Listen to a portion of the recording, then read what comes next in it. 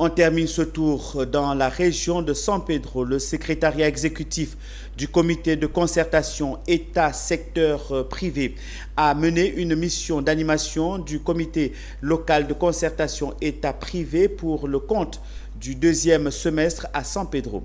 Après celle organisée du 24 au 28 juin 2024, cette mission vise à maintenir l'interaction entre les acteurs publics et privés au sein des comités locaux de concertation État-secteur privé. Abel Kwao et Alan Itoa. La mission a été meublée par plusieurs types d'activités, notamment des audiences et visites de travail, 3 focus groupes sur les thématiques d'intérêt du secteur privé.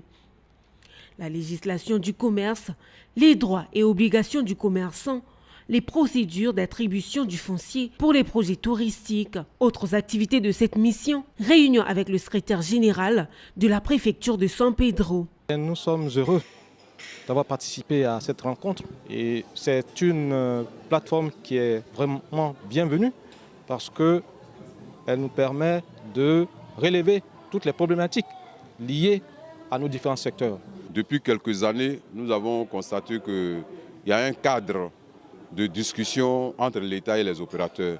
Cela nous permet de poser réellement les difficultés que nous avons par moment avec l'administration. Donc c'est une bonne chose. À l'ordre du jour de cette 7e réunion du comité local de concertation État-secteur privé, point d'information, revue des diligences de la précédente réunion. Session d'information du secrétariat technique sur les enjeux de la compétitivité des entreprises et les outils de veille et de suivi de la compétitivité, visite de terrain auprès des unités de production et des acteurs économiques de la région de San Pedro. Placide Kouassi se réjouit d'avoir participé à cette rencontre qui est une plateforme qui leur permet de relever les problèmes liés à leur secteur d'activité.